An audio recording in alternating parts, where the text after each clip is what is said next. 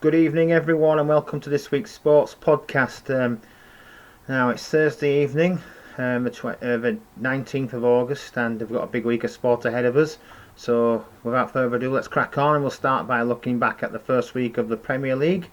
We came back with a bang last weekend. Good starts for most of the top teams. Started with Manchester United's convincing victory over Leeds United at Old Trafford. Very clever marketing strategy by Man United to introduce Rafa Varane before the game. Seemed to work against Leeds. I think they were overawed by the occasion, and lacking Calvin Phillips as well. They were well beaten, unfortunately, for Leeds fans. Obviously, a great goal by Luke Ayling was just they stemmed the tide back to 1-1, but then they cracked in 4 goals. Man United, in not such a long period of time, and 5-1 victory for them means they've been business this season. Obviously, I think looking at where it started, Chelsea look strong, especially now they've added Lukaku. They had a comfortable victory 3-0 against Crystal Palace. Liverpool also had a very comfortable victory against Norwich away by 3-0 also. And the only surprise, well, not so much a surprise, I suppose, was Manchester City lost 1-0 at Tottenham, but bearing in mind what's been going on with the Harry Kane saga and the fact that Tottenham are a bit of a bogey team for Man City, it perhaps wasn't such a surprise, but they lost 1-0 and Son scored the winner for Tottenham in a less than inspiring game, I've got to say. Elsewhere, I was disappointed as a Villa fan that they lost to Watford 3-2. We didn't start playing until 70 minutes into the game, by which stage we were 3-0 down. They could possibly have snatched a draw right at the end, but it'd have been a bit harsh on Watford. Obviously, Ismaila Sarr was outstanding for them. He tore Matt Targett to shreds in the first half, and hence the reason Ashley Young came on, steadied the ship a little bit, and Villa will be hoping for a better result this weekend when they take on Newcastle at home. That's a game I'd like to think they will win, but you never know. Newcastle will be handing their full-time debut to Joe Willock in that game. I'm pretty sure now he signed for them outright after his loan from Arsenal last season. In the other games last weekend, the only other things of note that I can think of is the fact that Leicester won 1-0 against Wolves. Jamie Vardy scored a fantastic goal, the only goal of the game. Not sure how Wolves are going to perform this season, so it's difficult to assess how good a victory that was for Leicester, but they'll be up the top end of the table, I would think, again there. Everton beat Southampton. They came from behind to win 3-1 in the end up, so they'll be pleased with that result. Rafa will be quite happy. I would have thought Rafa Benitez to get a victory under his belt in the first game, because there's obviously a lot of doubters about whether he actually is the right man for the job after having spent such a long time as across Stanley Park as manager of Liverpool. So yeah, so pretty much that was what was going on last weekend. This weekend, we'll see how the title contenders cope with their next round of games. The first game of the weekend is actually Liverpool. Saturday lunchtime, they take on Burnley on the BT Sport game. The Saturday tea time game on Sky is Brighton against Watford. Probably not one for me to watch, really. I think I might give that one a miss, to be honest with you. Moving on to the Sunday matches, and we've got the 2 o'clock game and the 4:30 game. The 2 o'clock game is Southampton against Man United, so I'd expect Manchester United to win that. And then we've got the London Derby at 4:30 between Arsenal and Chelsea. The final game of the weekend is a Monday evening game between West Ham and Leicester. Now, I didn't mention West Ham. They actually made a good start at Newcastle on Sunday, a 4-2 victory after being 2-1 down at half time. So their confidence will be up, and it won't be an easy game against Leicester though. So be interested to see which way that goes, because it could be a draw. Either team could win that. To be fair, it should be a competitive, quite an exciting game to watch, I would have thought. So that's what's going on with the Premier League, and as I mentioned already briefly, the Harry Kane saga still rumbles on. There's been talk that he might actually stay at Tottenham, but again today it seems to have resurfaced that actually really does want to leave, and so the deal may go through. We'll probably know a little bit more if he does actually appear in the squad for the game against Wolves on Sunday, because he's not been included in their squad for this evening's Europa League tie away to Pacas de Ferreira in Portugal. So yeah, that's another one to keep your eye on. There's not plenty of time. There's enough time for a deal to go through, but it seems that anything could happen with scoring. It's a different twist and turn every day. So, but that's what's happening so far in the Premier League. Elsewhere in the National League this weekend, FC Halifax Town. I've got my season ticket. I will have when Glyn passes it on to me tomorrow morning. and looking forward to the first game of the season at home to Maidenhead. We've announced 3 more short-term signings today. Not really sure what to make of the players. Don't really know much about them, having not been to any of the pre-season games. Although, having said that, there weren't many pre-season games anywhere to go to. So, but we've got 3 more in today. We've made quite a few new signings. Lost some of our key players from last season, including obviously Jeff King, Jake Hyde, Jack Earing, Danny Williams. And apologies if I missed any more out, but they're the ones I can think off the top of my head. New signings we've got include Harvey Gilmore, Jordan Slew, and Matt Warburton. So let's see how they go on. They're decent signings. These lads we've got today, I don't know much about the 3 signings we've made today. I know Terrell Warren as a right back, and he was the under-18 captain at Manchester United, so I'd like to think he'll be decent. I'm not sure about the other 2 lads who we signed today. Jesse DeBra, I think he's played for Dulwich Hamlets, so he sounds to have some potential. He was involved at Millwall at one point. And the other lad, Swaby, I know a little about again, so I think he's played possibly 1 game for Oldham. Has been at Radcliffe and Ashton on loan there, and can't remember which one of the 3's been at Boston as well. So these are all short-term signings, so maybe Pete Wild's got some other players in mind he'd like to get in before the transfer window closes, or he's looking to make changes early into the season. Hopefully we won't do it for the wrong reasons. Hopefully it's because we just want to strengthen, not because we're not performing well.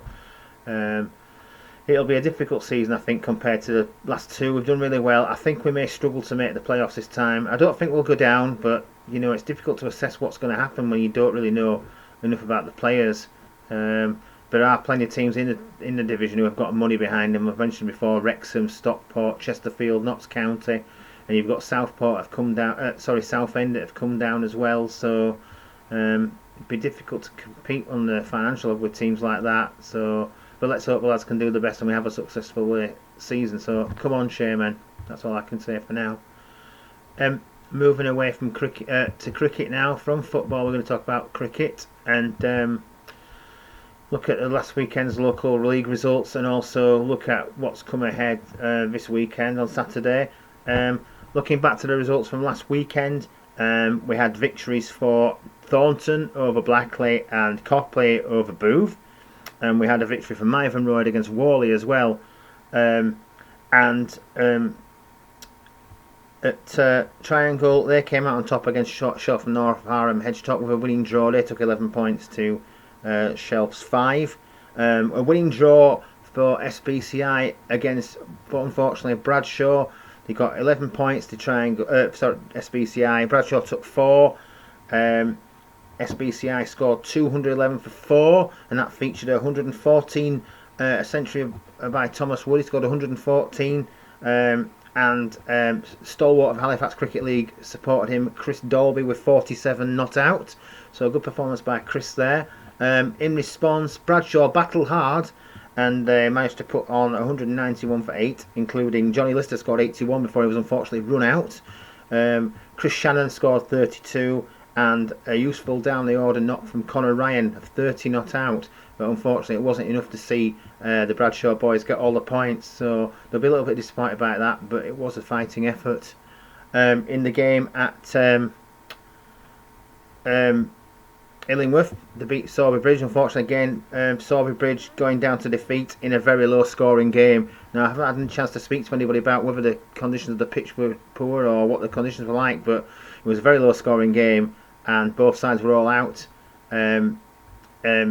107 all out. Illingworth St Mary's, the only scorer of any note was Ben Robertshaw, who scored a half century, and he played his part with a ball. I'll come on to that in a minute. For Sorby Bridge with the ball, Sam Mellor took 4 for 29 and Jake Dixon took 3 for 23, so good efforts from the 2 lads there.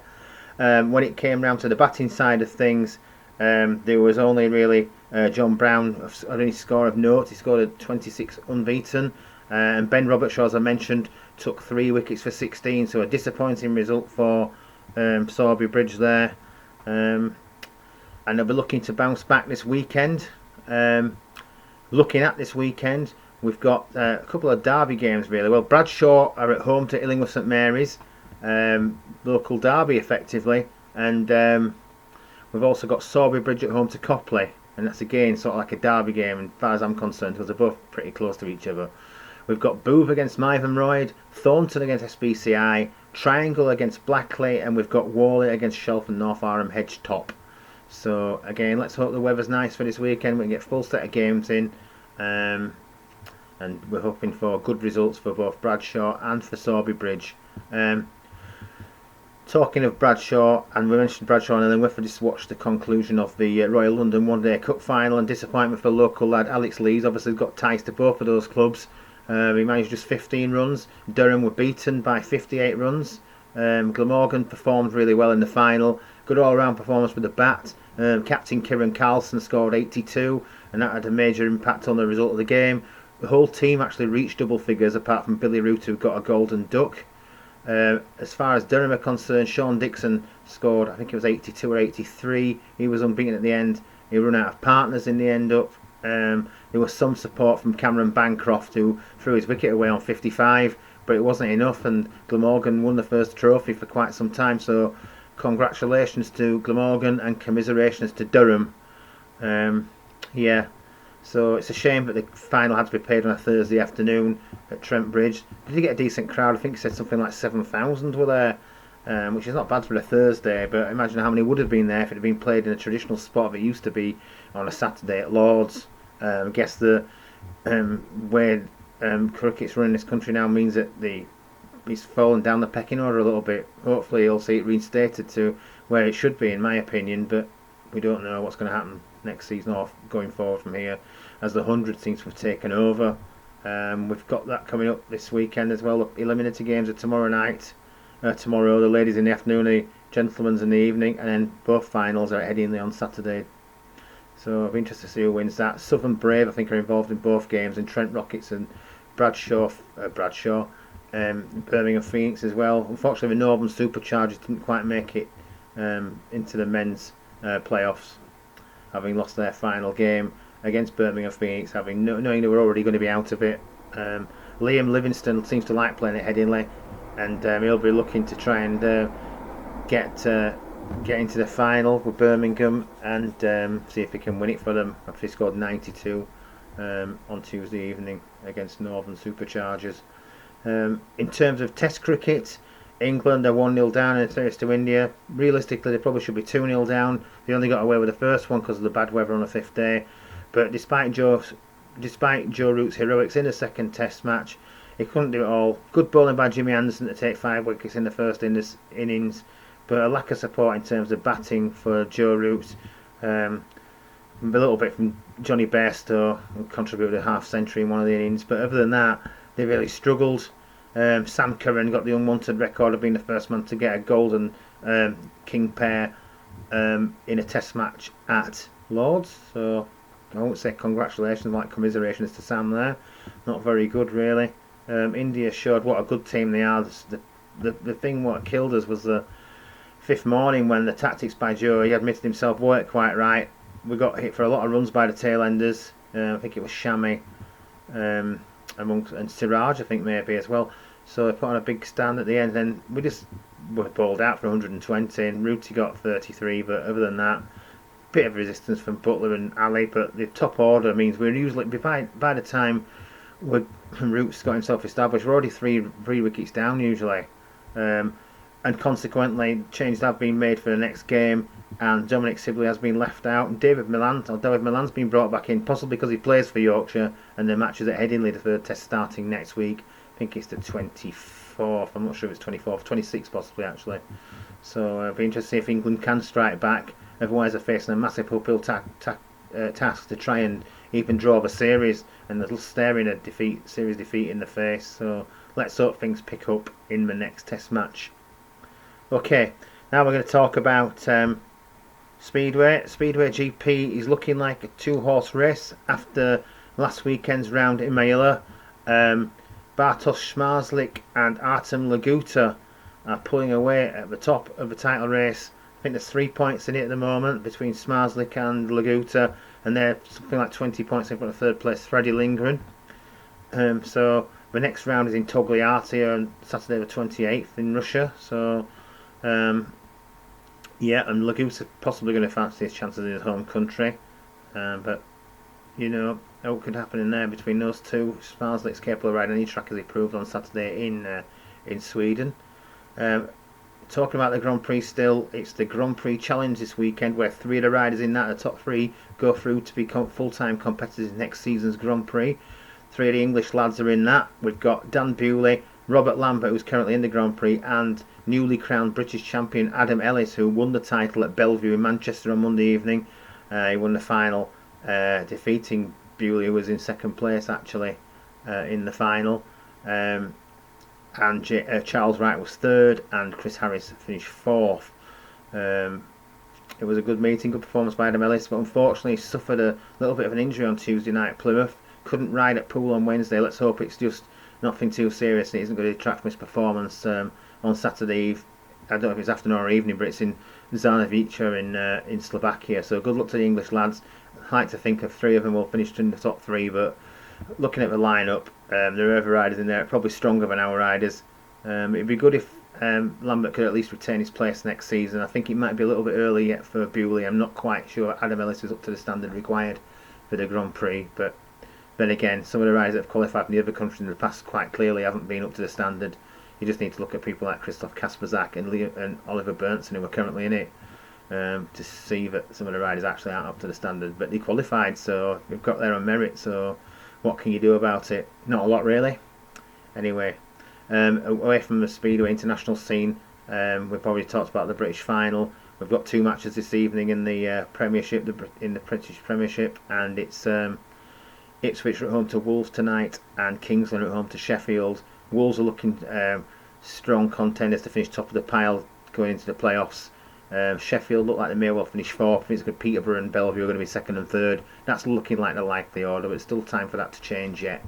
But yeah, Wolverhampton look strong, I've got to say, and they'd be my favourites to win the title, barring injuries, of course. Okay, moving on to stock cars, and after a break last weekend, there were no meetings in the UK due to the World Cup over in the Netherlands.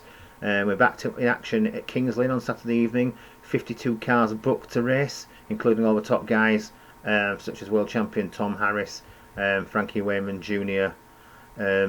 Paul Harrison is racing as well, and we've got Lee Fairhurst performing as well. So good turnout for that meeting. There's 3 rounds to go, 3 meetings that count towards qualifying for the end of season National Series Shootout, National Shootout Series even. So guys looking to get points on the board to stick into the top 12. Craig Finnegan's one of those. He's also booked in, and he's on the cusp of getting into the top 12.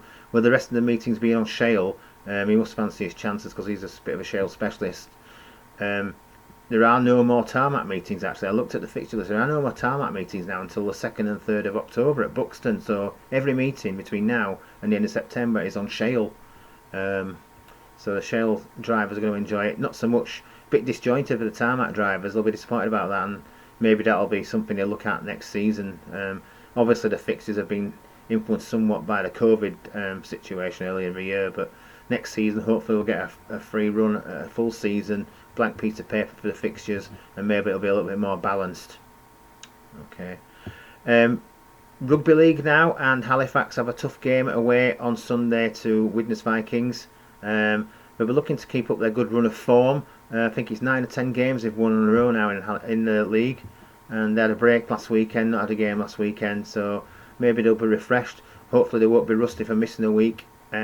Former Halifax player Steve Tyra no doubt will want to get one over his old pals, playing for his local team now. So all the best to Steve, but hopefully Halifax will beat them. That's all I can say on that point. One of the games in the league and championship this weekend, Newcastle against the London Broncos, has been cancelled due to a positive COVID test. So that's disappointing for them. And tonight's Super League game involving Catalan was also, I think it was Warrington away. That was also cancelled due to COVID. So it's still rearing its ugly head at the moment, is the virus, and hopefully it'll have less and less influence as we go forward over the next few months. Finally, we're going to talk about horse racing. We're in the middle of the Ebor meeting at York, and we've had 2 days already, 2 more days to come. The Yorkshire Oaks was won by the hot favourite Snowfall this afternoon. We've got Stradivarius running tomorrow afternoon in the 25 past 2 race. The main race tomorrow is the 3:35, which is an unforked stakes, and the actual big race, the Ebor handicap, is at 3:35 on Saturday afternoon. So if you're a horse racing fan, they're races you want to be watching really. I won't be able to watch the Ebor handicap because I'll be at Shea watching FC Halifax Town. So it's an unfortunate clash. Anyway, I think that's about all I want to talk about for this week. So I hope you've enjoyed this week's content. Any comments you'd like to make or anything you'd like to see, it's not included at the moment. I'll try and include a preview of the NFL season at some point. I know they're already playing the pre-season games this week. I've seen some of them cropping up on the bookings betting sites, so people are betting on it already. Obviously, it's a big thing in the USA. The opening game of the season is actually 2 weeks today, I think it is, something like that, or it might be 3 weeks today. What's today's date? 19th of August, so it's 3 weeks today. And the first game is the Super Bowl champions, as is normal tradition, taking on, that's the Tampa Bay Buccaneers, featuring Peter's hero, Tom Brady, Rob Gronkowski and Antonio Brown. They're facing the Dallas Cowboys in the first game in the curtain raiser for the season, so I'll talk more about that nearer the time. But that's all for now. Hope you've enjoyed it, like I say, and I'll see you all next week.